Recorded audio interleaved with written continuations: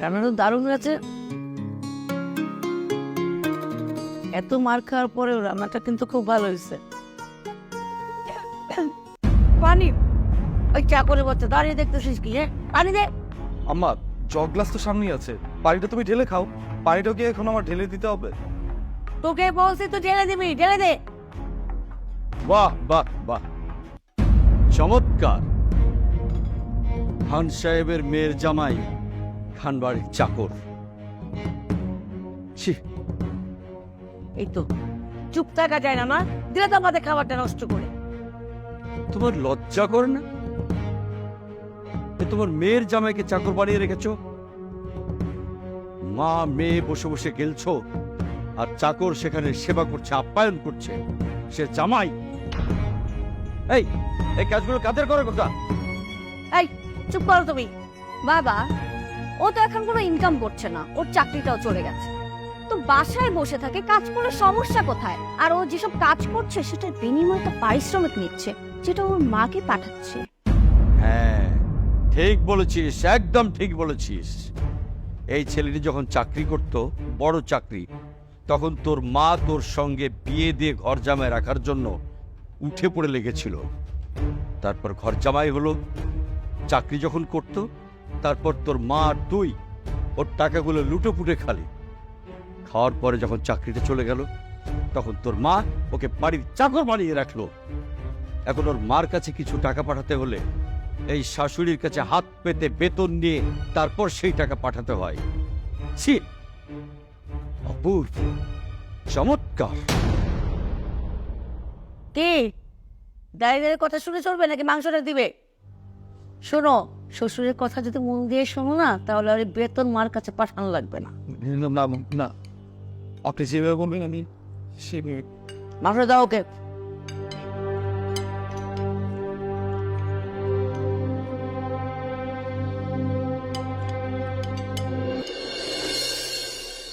আম্মা, এই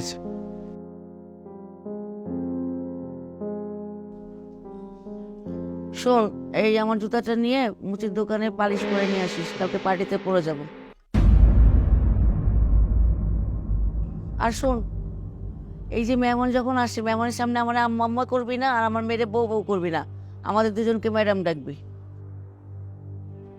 আমি আমার বউকে ম্যাডাম বইলা বলবো আম্মা?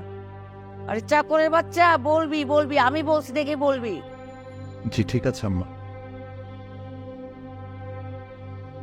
আর শোন, আমার মেয়ে যখন রাত্রে ঘুমাবে, সারা রাত জেগে থাকবে, ওর গায়ে যদি আমি একটা মশার কামড় দেখছি দাগ, তোর কিন্তু খবর আছে। আম্মা, আমি যদি একটু ঘুমাইতে না পারি, তাহলে আগামীকাল এত কাজকর্মগুলো আমি কিভাবে করব, কিভাবে সামলাবো? আরে সকালবেলা আমার মেয়ে যখন ব্রেকফাস্ট করে ফেলবে, তখন তুই যাবি ঘুমাতে, 3 ঘন্টা ঘুমাবি, দুপুরে আবার লাঞ্চের ব্যবস্থা শুরু করবে। জি আম্মা, ঠিক আছে। আম্মা, ওই মাস শেষ হয়ে গেছে তো, আমার মাকে আবার টাকা পাঠাইতে হবে। আপনি যদি আমাকে টাকাটা দিতেন আম্মা। বাবা বাবা, টাকার কথা তো ভুলোস না, হ্যাঁ? আর কাজের কথা বললে সব উল্টা পাল্টা করে রেখে দিস। টাকা এখন দিতে পারবো না, পরে নিস।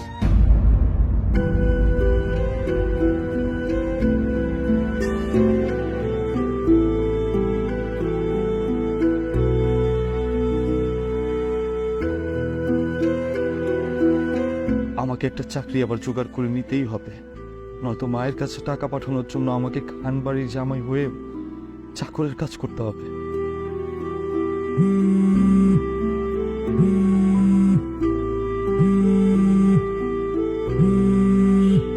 মা,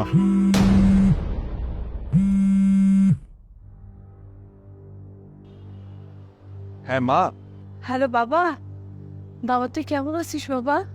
হ্যাঁ মা, আমি অনেক ভালো আছি মা। তুমি কেমন আছো? ঘুমাইছিলাম বাবা, তা হঠাৎ করে স্বপ্ন দেখে যে বাবা তুই ভালো নাই, বুকের মধ্যে খুব অস্থির অস্থির লাগতেছিল বাবা, এই জন্য তোকে ফোন দিচ্ছি। ও বাবা তুই ভালো আছিস বাবা? মা, তুমি ঘুমায়েছিলা, স্বপ্ন দেখছো। স্বপ্ন কি কোনোদিন সত্যি হয় মা? আমি অনেক ভালো আছি মা। এত বড় খানবাড়ির জামাই আমি, এত ভালো একটা চাকরি করি, এত ভালো স্যালারি পাই, মাসে মাসে তো আমি তোমাকে টাকাও পাঠাই। আমি খুব ভালো আছি মা। না বাবা, তুই আমার মিথ্যা কথা বলতেছিস। মায়ের মন সব বোঝে বাবা, সব কিছু বোঝে। বাবা তুই সত্যি করে বল, তুই ভালো আছিস বাবা? হ্যাঁ মা, আসলে আব্বা মারা যাওয়ার পর তুমি আমাকে নিয়ে অনেক টেনশন করো তো, আমাকে নিয়ে সবসময় চিন্তা ভাবনা করো, তাই তুমি এরকম খারাপ স্বপ্ন দেখছো। আমি ভালো আছি। বাবা রে, তোর বাবা চলে যাওয়ার পরে তো তোকে আমি কোনোদিন কষ্ট করতে দেই নাই বাবা। আমি যে কষ্ট করছি, এই যে কষ্ট করে তোকে লেখাপড়া শিখাইছি, সে মায়ের মন যখন অস্থির হয় না বাবা, তখন সবকিছু তোলপাড় হয়ে যায় বাবা। খালি আমি এই স্বপ্নটাই কয়েকদিন ধরে দেখতেছি বাবা। বাবা তুই ভালো নাই, আমি বুঝতেছি না বাবা। না মা, আমি ঠিক আছি, আমি ভালো আছি মা, আমি ভালো আছি। ও গলার সুর এরকম শুনে যাইতেছে কেন খোকা?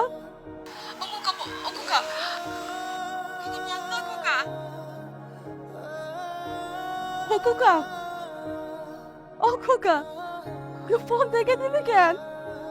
ও বাবা, বাবা কথা বলতো বাবা, এলো বাবা বলতো তো অস্থির করতেছে আমার আমার আমার আমার খোকা ভালো নেই, আমার খোকা ভালো নেই।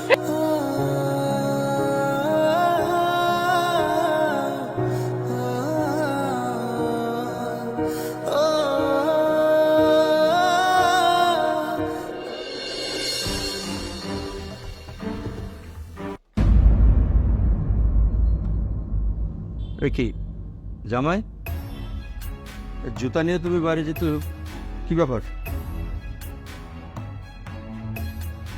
কেউ কথা কও না কেন? আব্বা, শাশুড়ি আম্মা পার্টিতে যাবে তো, তাই এই জুতা জোড়াগুলা পলিশ করে নিয়ে আসতে বলছে। এখানে তো আমার আর বলার কিছু নাই। শাশুড়ি আম্মা বললো তুমি জুতা নিয়ে বাইরে চলে যাচ্ছ, তুই এবার জামাই কেন এসব কাজ করছো? আব্বা, আপনি তো সবকিছুই জানেন, সবকিছুই বুঝেন। এই কাজকর্মগুলো যদি আমি না করি, তাহলে তো আপনার মেয়ে, আমার শাশুড়ি আমার উপর আবার টর্চার করা শুরু করবে। বাহ, খুব ভালো কথা। এদিকে আসো। তোমাকে জুতা পলিশ করতে বললো আর তুমি ঠিক পলিশ করতে চলে গেলে, তাই না? কেন? তুমি এবারে জামাই না, এসব কাজ তুমি করবে না? কেন চাকর করে কাজ করবে তুমি? আব্বা, আসলে সবই আমার ভাগ্য। নিয়তি মানুষকে এমন কাজ করতে বাধ্য করে, তাই আমিও বাধ্য হয়েছি এই কাজগুলো করতে। চুপ করো তুমি। তুমি এবারে জামাই, তুমি মুখ বুঝে সহ্য করো বলে এগুলো তোমাকে করাই। যতদিন তুমি মুখ বুঝে ওদের অন্যায় অত্যাচার সহ্য করবে, ততদিন তোমাকে দিয়ে এসব করাবে। আসলে সবই আমার ভাগ্য আব্বা। নিয়তি মানুষকে এরকম কাজ করতে বাধ্য করে, আমিও বাধ্য হয়েই করতেছি এই কাজগুলো। বাবারে, তুমি আমার বাড়ির জামাই, তুমি যদি জুতা হাতে বাইরে যাও আর মানুষের দেখে, তাহলে আমাকে কি বলবে বলো? আমি এর একটা বিহিত করবো। দাও জুতোগুলো আমাকে দাও, দিয়ে তুমি তোমার ঘরে যাও। আব্বা, আমাকে আরেকটা কাজ দিছিল, সেটা নিশ্চয়ই আমি করতে পারবো। কি কাজ? বাজার করতে বলছিল আমাকে। অবশ্যই করতে পারবে তুমি। যাও, তুমি তোমার শ্বশুরের টাকা নিয়ে যত ইচ্ছে বাজার করে নিয়ে আসো, কিন্তু চাকর বাকর কাজ তুমি বাড়িতে আর করতে পারবে না।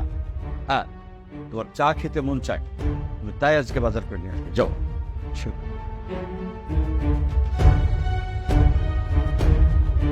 শাহানা, শাহানা, এই জুতো কার? আচ্ছা, তোমার কি মনুষ্যত্ব বিবেক বলে কিছু নেই? মেয়ের জামাইকে পাঠিয়েছো জুতো পালিশ করতে, এতে কি মেয়ের জামাইয়ের মান সম্মান থাকে? এতই যখন জামাইয়ের মান সম্মানের চিন্তা, তাহলে যাও তুমি নিজে গিয়ে মুছে দোকানে জুতা চেক করে নিয়ে আসো। সারাপ, আর একটা বাজে কথা বলবে না। 100 বার বলবো, কারণ কালকে আমাকে পার্টি দিতে হবে আর এই জুতা পরেই আমি যাবো। তুমি কিন্তু খুব বাড়াবাড়ি করছো, একদম ঠিক হচ্ছে না। তোমার কাছ থেকে না আমার উপদেশ নেওয়ার কোনো দরকার নাই, আমি যা করছি একদম ঠিক করছি। ছেলেটা মুখ ফুটে কিছু বলতে পারে না বলে ওকে দিয়ে তুমি চাপ সেটাই করাবে? তোমার সমস্যা কোথায়? অবশ্যই আমার সমস্যা আছে। তোমার যদি এতই চাকর বাকরের দরকার, তাহলে টাকা দিয়ে একটা রেখে দাও না ছেলে। না, রাখবো না। আমার অন্য চাকরের দরকার নেই, আমার এই ছেলেকেই দরকার। এই ছেলেকে দিয়ে আমি কাজ করাবো।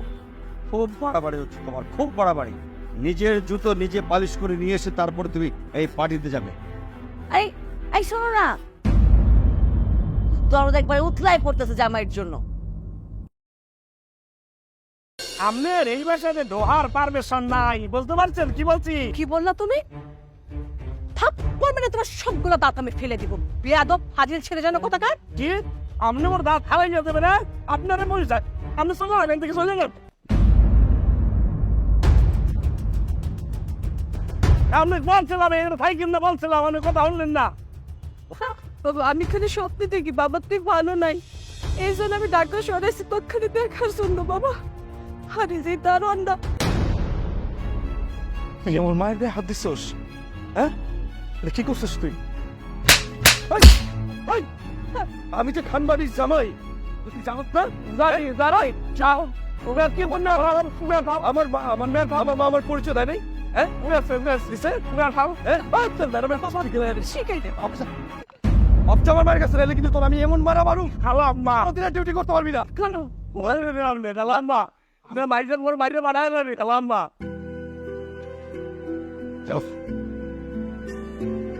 আজকে তোর আমি এরকম অবস্থা করতাম, তুই কোনোদিন আর কোনো গেটে গেট ডিউটি করার মতো অবস্থায় থাকতি না।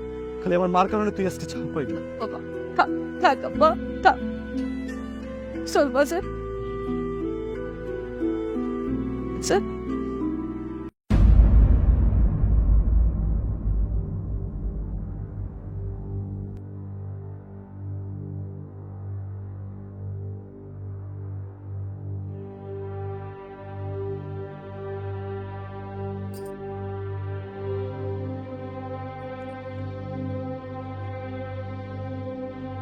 এই তোর সাজগুজ বন্ধ কর।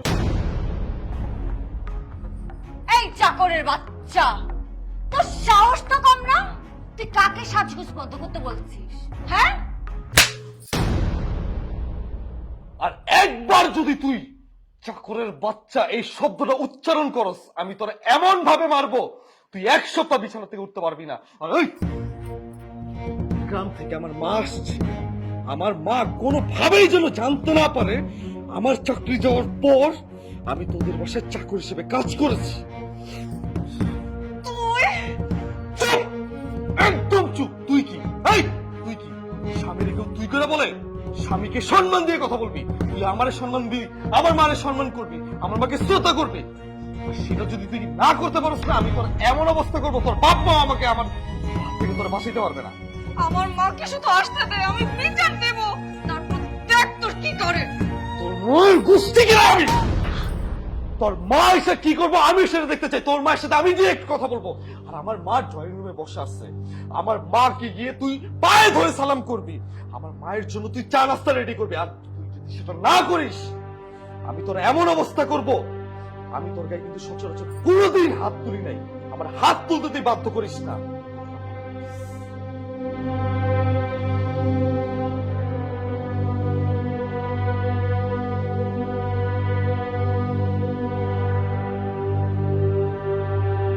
এই গেট কর। ম্যাডাম আজকে বাসার ভেতর যাইয়েন না, বাসার ভেতর একসাথে ভূমিকম্প শুরু হয়ে গেছে। এই দাওরে বাচ্চা, আমার সাথে ফাইজলামি করিস? হাজলাম না ম্যাডাম, একটু আগে মোরে এমন পিটান পিটাইছে, এই দেখছেন চেহারাটা দেখছেন কি করছে?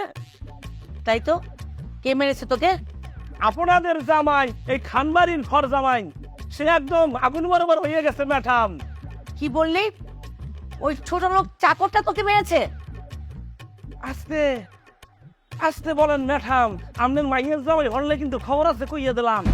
কি বললি? খবর আছে? আজকে কার খবর কে করে দেখবো। ওইটা যখন কোমরে একটা লাথি মেরে বের করে দিব তখন বুঝবে। আমি একটু বাসায় ছিলাম না, যাত্রা শুরু করেছে। এই যে আপনি হাসেন না, আপনারও খবর আছে।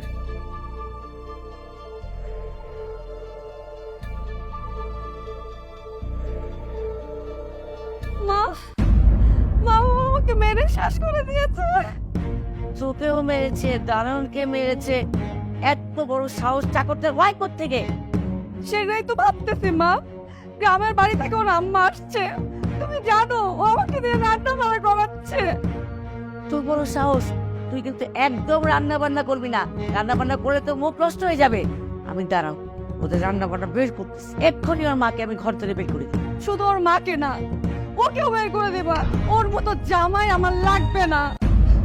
আমাকে কি মারাটাই না মারলো মা। তোর আব্বা কিছু বলে নাই? বাবা আমাদের পক্ষে কথা বলবে? কখনো বলেছে বাবা আমাদের পক্ষে কথা? এটা তুমি কিভাবে ভাবলে মা? বাবা তো আছে মহা আনন্দে। এই মুহূর্ত থেকে আমি ওদের সব আনন্দ নিরানন্দ করে ফেলবো। ওরা তো আমাকে চিনে নাই। হ্যাঁ, আমি একটুখানি বাসায় ছিলাম না একদিন, তাই এই অবস্থা। পুরা সব কিছু করে ফেলছে। দাঁড়া, আমিও দেখে নেব। এত সহজ না আমার সাথে চালাকি করা। এইগুলি করার যে পরিণাম কতটা ভয়াবহ হতে পারে, আজকে থেকে ও টের পাবে। চাকরের বাচ্চা কিভাবে গর্জন করছে, কিন্তু মা ওর গর্জন দেখলে আসলে সত্যি ভয় লাগে মা। তুই কেন ভয় পাচ্ছিস? তোর এই মা শাহানা বেগম আছে না, এই মা থাকতে তোর কোনো ভয় নেই। তুই দেখ ওই ছেলেকে আমি কিভাবে শিক্ষা দেই। ওই কোথায় কোথায় বদমাইশটা, চাকরটা কই? কত বড় সাহস হইছে ওর।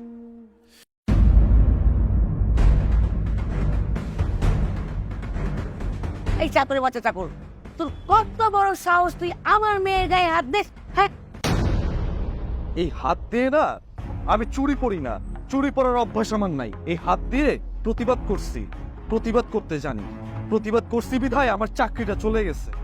প্রতি মাসে আমার মায়ের জন্য টাকা দিতে হয় বিধায় আমি আমার নিজের শ্বশুর বাড়িতে কাজের লোক হিসেবে কাজ করতেছি। তাও আমি আমার নিজের নীতি আদর্শ ঠিক রাখছি। আপনি আমার গায়ে হাত তুলতে আসছেন, আমি চাইলে আপনার হাতটা ভাঙিয়ে দিতে পারি, কিন্তু আমি তা করলাম না। ওরে বাবা, সত্যি সত্যি ভেবে গেছে। এখন যদি কিছু বলি, আমার তো খবর করেছে। আমার মা আমাকে ছোটবেলা থেকে শিখাইছে কোনোদিন দুর্নীতি করবা না, কোনোদিন অসৎ পথে যাবা না। আপনারা কি মনে করছেন আমি দুর্বল? আপনারা যতই অন্যায় করেন, কোনোদিন আমি তার প্রতিবাদ করতে পারবো না। তাই বলে আমার মেয়ের গায়ে হাত দেওয়া তোমার উচিত হয় নাই। চুপ করেন। যখন আমার চাকরি ছিল তখন আপনি আর আপনার মেয়ে মিলে রং তামাশা বাইজিদের মতো আনন্দ ফুর্তি করেন নাই? হ্যাঁ, যখন আমার দুর্নীতির অভিযোগে আমার চাকরি চলে গেছে তখন আপনারা কিভাবে পারলেন আমাকে কাজের লোক বানিয়ে দিতে আমারই শ্বশুর বাড়িতে? কিভাবে পারছেন? লজ্জা করলো না? যার টাকা দিয়ে এতদিন আনন্দ ফুর্তি করে আসছেন তার আজকে টাকা নেই বলে আপনারা ডাইরেক্ট বাসার কাজের লোক বানিয়ে দিলেন। তাহলে তুমি কাজের লোক হয়ে থাকলা কেন? তুমি অন্য জায়গায় চাকরি খুঁজতা। চাকরি বললেই চাকরি পাওয়া যায়? হ্যাঁ, চাকরি করতে গেছিলাম, সেখানেও গিয়ে দেখছি দুর্নীতি, অসততা। এই কারণে কাজটা করতে পারিনি। এই কাজের লোকের চাকরিটাই আমার কাছে অনেক সততার মনে হয়েছে, তাই আমি এই কাজটাই করে নিতে বাধ্য হয়েছি। আমি যাই করি না কেন, আমার এক কথা, তুমি তোমার মাকে নিয়ে এক্ষুনি বাইর হয়ে যাবা, নয়তো নয়তো কি কি করবেন আপনি? আপনি কে? আপনি বলার কে? আমি কেন আপনার কথা শুনবো? আমি যদি কথা শুনি আমি আমার শ্বশুর আব্বার কথা শুনবো, আপনার না। আমার শ্বশুর আব্বা যদি বলে এই বাসা থেকে চলে যেতে, আমি ডেফিনেটলি চলে যাবো। এই চুপ, একদম চুপ, আস্তে কথা বলেন। আমার মা আসছে, আমি চাই না আমি আমার নিজের শ্বশুর বাড়িতে কাজের লোক হিসেবে কাজ করতেছি এটা আমার মা জানুক। আমার মা যদি জানতে পারে আমার মা অনেক কষ্ট পাবে, যেটা আমি সহ্য করতে পারবো না। আপনি আর আপনার মেয়ে মিলে আমার মার জন্য রান্নাবাড়ি করবেন, আপ্যায়ন করবেন সুন্দরভাবে। আর কসম করে বলতেছি, আমার মা যদি জানতে পারে আমি আমার নিজের শ্বশুর বাড়িতে কাজের লোক হিসেবে কাজ করতেছি, আমি এই পুরো পরিবারের মানুষকে ধ্বংস করে ফেলবো। কথাটা মনে রেখেন। ওরে বাবা, এখন আমি কি করব? এখন মা মেয়ে মিলে আমাকে যেতে হবে রান্না করতে। তোর কথা না শুনে আবার কি কাণ্ড করে ফেল। ওরে আল্লাহ,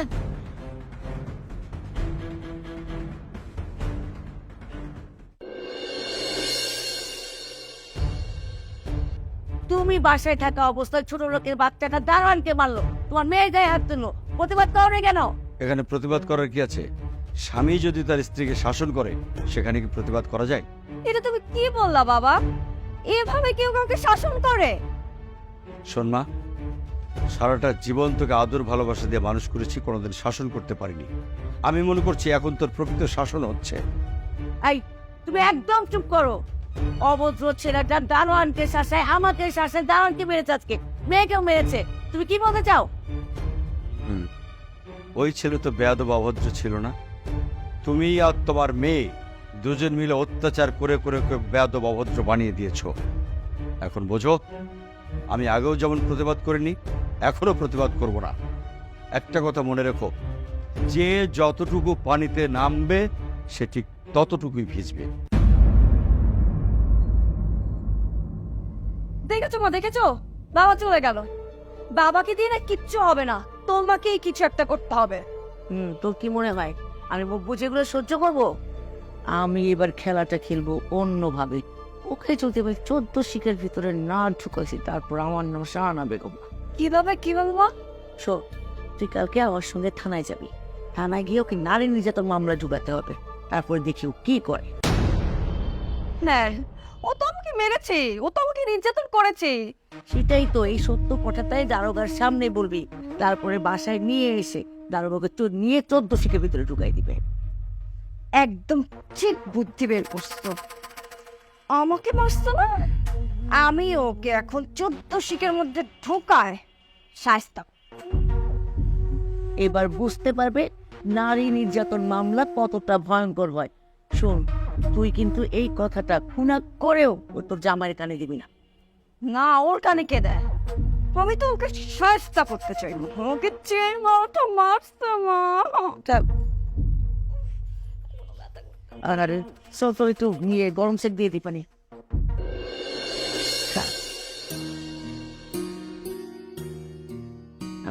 বিয়ে সেবা রান্নাটা কেমন হয়েছে? খুব ভালো হয়েছে বিয়ে, সব খুব ভালো হয়েছে। আমি রান্না করেছি। হ্যাঁ, মন খারাপ করছো কেন বৌমা? তোমার রান্না খুবই সুস্বাদু হয়েছে। কি বিয়ে সাহেব, খুব সুন্দর হয়েছে না আমার বৌমার রান্না? একদম ফাটাফাটি হয়েছে বেন সেবা। অনেকদিন পর তৃপ্তি করে খাচ্ছি। একটু মাংস দে না। দাও আরে না রে মা, রান্না বাবা। হ্যাঁ মা, কি এত খাওয়াতে খাইতে তো মেরে ফেলবা মা। বাবাকে দাও, বাবাকে দাও। নেন না তোমাকে দিই বাবা। করে বাবা। আপনি বসেন না, বিয়ে কেমন লাগছে একা একা? ঠিক আছে, আমরা দুজন পরে খাবো। না না না না না,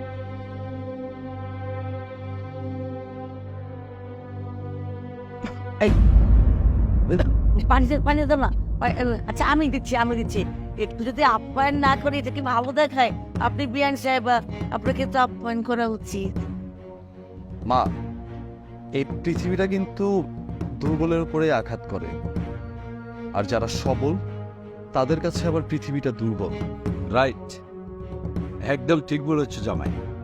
এতদিনে তুমি খানবাড়ির যোগ্য ঘর জামাই হতে পেরেছো। তোমরা তো টের পাও নয় আমি কেমন কান্না দিবে। একবার যখন ছবল দিব না, পৃথিবীর কোনো ওঝা সেই বিষয় নামাইতে পারবে। মা, তোমার খাওয়া শেষ হলে তুমি আমার বেডরুমে এসো, তোমার সাথে আমার কিছু কথা আছে। আমি গেলাম। আচ্ছা বাবা, তুমি নয় খেয়ে যেতে। না বাবা, আপনার শেষ করেন আমি। বৌমা বসো না, বিয়ে এসে বসে। আমরা পরে খাবো না। এই যে একটা ডিম। না না না, অনেক মজা হয়েছে, খাবি না? তো বসে বসে খেয়েছো অনেকদিন, আজও আর দাঁড়িয়ে আছো কষ্ট করে। বসে না, বসে বসে খেতে খেতে খবর লেগে গেছে। ও বাবা, তোর শ্বশুর শাশুড়ি বৌমা সবাই মিলে আমাকে এত আদর আপ্যায়ন করতেছে। আমি তো খুব মুগ্ধ হয়ে গেলাম বাবা তোর শ্বশুর বাড়ি দেখে। আমিও তো এটাই চাই মা, তুমি যেন বুঝতে না পারো আমি চাকরি হারিয়ে আমার নিজের শ্বশুর বাড়িতে চাকর হয়েছিলাম। ও খোকা, কি হয়েছে? কি ভাবতেছিস? কই মা? না মা, আসলে ভাবতেছি তোমাকেই যদি আমার শ্বশুরবাড়ির লোকজন এত আদর আপ্যায়ন করে, তাহলে চিন্তা করো আমি এখানে কতটা ভালো আছি। নিশ্চয়ই তুমি এখন বুঝতে পেরেছো। হ্যাঁ বাবা, আমি তো এখানে না আসলে জানতেই পারতাম না যে আমার ছেলেটা কত সুখে আছে। আলহামদুলিল্লাহ। মা, তুমি যে স্বপ্ন দেখতে না আমি এখানে ভালো নেই, তোমার স্বপ্ন কিন্তু মিথ্যা হয়ে গেছে। না জানিস বাবা, প্রতি রাতে আমি একই স্বপ্ন দেখতাম যে আমার খোকা ভালো নাই, আমার বাবাটা কষ্টে আছে। এই জন্য তো সবকিছু ফেলে দিয়ে বাবা তোকে এক ঝলক দেখার জন্য আমি চলে আসছি। ভালো করছো মা, খুব ভালো করছো। তুমি তো নিজের চোখেই দেখতেছো আমি এই খান পরিবারে কতটা ভালো আছি। তারা সবাই আমাকে অনেক ভালোবাসে। তুমি একদম চিন্তা করো না মা।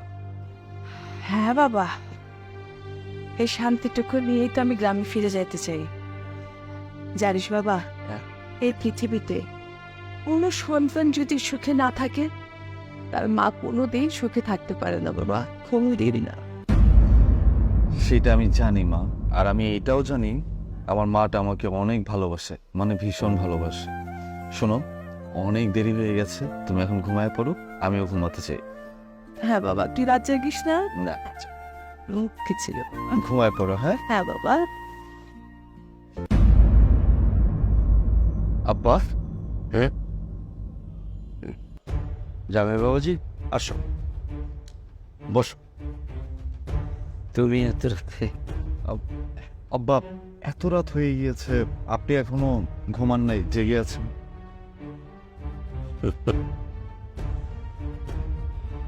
শোনো বাবা, এতদিন আমি ঘুমাতে পারিনি টেনশনে। তোমার মতো একটি শিক্ষিত ভদ্র নম্র ছেলে আমার বাড়িতে প্রতিনিয়ত পদে পদে অপমানিত হচ্ছে। তোমার ওই অপমান আমি আমার নিজের অপমান মনে করি, কষ্টে ঘুমাতে পারিনি। আর আজ ঘুমাতে পারছি না আমি আনন্দে। আব্বা, আসলে আমি যে আমার নিজের শ্বশুর বাড়িতে কাজের লোক হিসেবে কাজ করি, সেটা যদি আমার মা জানতে পারে, আমার মাটা অনেক কষ্ট পাবে। তাই তো আব্বা আমি ঘুরে দাঁড়িয়েছি। তোমার এই ঘুরে দাঁড়ানোটা অনেক আগেই দাঁড়াতে হতো বাবা, তাহলে আমার বাড়িতে তোমাকে পদে পদে এরকম অপমান অপদস্থ হতে হতো না, আর আমার মেয়েটাও বেপরোয়া হয়ে যেত না। আব্বা, আপনি বিশ্বাস করেন, আব্বা, আমি এতদিন আপনার মান সম্মানের দিকে তাকিয়ে, আপনার মুখের দিকে তাকিয়ে আমি কিচ্ছু বলি নাই, আমি কিচ্ছু করি নাই। আজকে যখন দেখলাম আমার মা এই বাড়িতে এসেছে, দারোয়ান আমার মাকে অপমান করতেছে, যখন আমাদের ঘরে আসবে, যখন আমাদের বাসায় আসবে, তখন আমার বউ আমার মাকে অপমান করবে, আমার শাশুড়ি আমার মাকে অপমান করবে, এটা আমি নিতে পারি নাই আব্বা। আমার না সেই সময় হিতাহিত জ্ঞান ছিল না, তাই আমি গর্জে উঠেছি। ঠিক করেছ, খুব ভালো করেছ। তোমার এই গর্জে ওঠাটা আর যেন কোনোদিন না থামে বাবা। তোমার স্ত্রী, তোমার শাশুড়ি, তারা লাগামহীন ঘোড়া হয়ে গেছে। তুমি লাগামটা টেনে ধরো, দেখবে একদিন ঠিক পুরো কন্ট্রোল হয়ে যাবে। বাবা, আমার তো বয়স হয়ে গেছে, আমার কথাকে ওরা গ্রাহ্য করে না। আব্বা, আমি একটা সিদ্ধান্ত নিয়েছি, আমি আর এই বাড়িতে ঘরজামা হিসেবে থাকবো না। যে করেই হোক, ছোট থেকে ছোট একটা চাকরি আমি করব, তাও আমি এই বাসায় থাকবো না। আমি আমার বউকে নিয়ে চলে যাব। কি পাগলের মতো কথা বলছো বাবা? তুমি এখান থেকে চলে গেলে এই বুড়ো মানুষটা যে অনেক কষ্ট পাবে, সেটা একবার ভাবো। এই বুড়ো মানুষটাকে কষ্ট দিস না বাবা। এখানে থেকে এই পরিবেশটাকে ঠিক করো। আমি জানি তুমি পারবে। যেখানে একজন ভালো মানুষ থাকে, সেখানে সেই পরিবার, সেই ফ্যামিলি, সেই সমাজ ভালো হতে বাধ্য। তুমি এটা প্রমাণ করে দাও। আমি তাই করব। যাও। শিব। জি বাবা, আমি ঘুমায় পড়ব, কিন্তু অনেক রাত হয়ে গেছে, আপনিও ঘুমায় পড়েন। আমি ঘুমিয়ে পড়ব। যাও, যাও বাবা।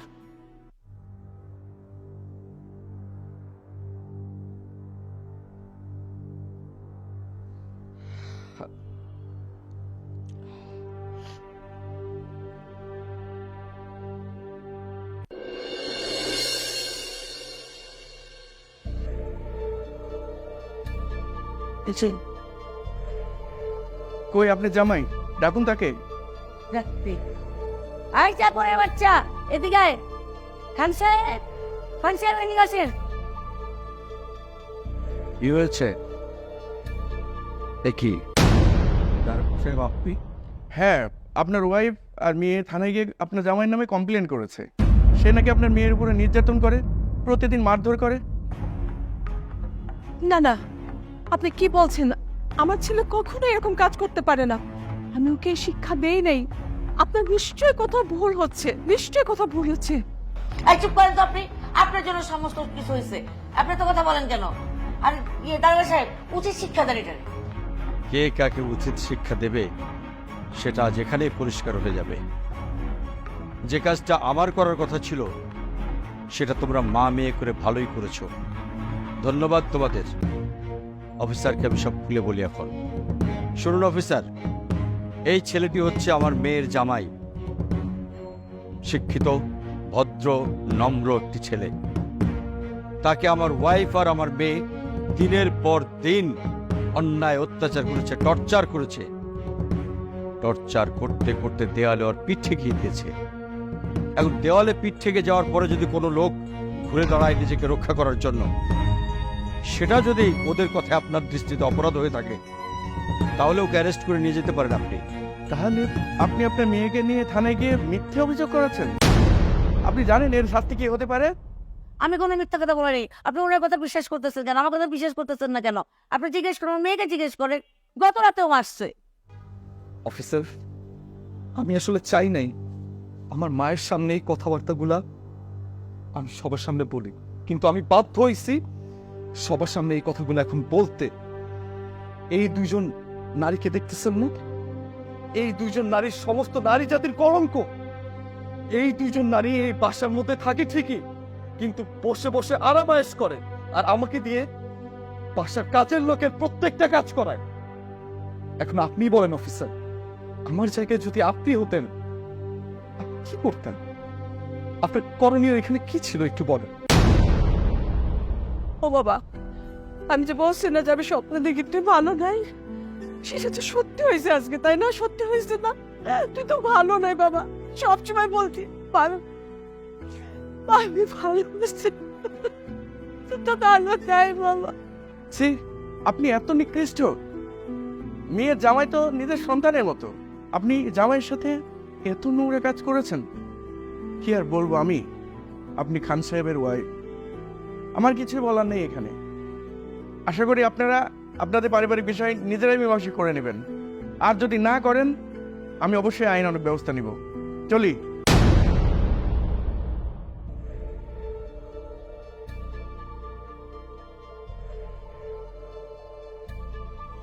এই মুহূর্তে আমার বাসা থেকে দুজন বেরিয়ে যাবো, আর এক সেকেন্ড আমি তোমাদের মুখ দেখতে চাই না। বেরিয়ে যাও! তোমরা এই বাসায় পুলিশ নিয়ে এসেছো, আমার মান সম্মান ধুলে মিশে গেছে। যদি না বের হও, দারোয়ান ডেকে আমি বের করতে বাধ্য হব। যাও, বেরিয়ে যাও! আমরা তো আমাদের ফোন ঘেঁচতে পারছি, আমরা তো বুঝছি আমরা কি অন্যায় করছি। আর হবে না, মাফ করে দাও। এই ক্ষমা আমার কাছে চাইলে তো হবে না।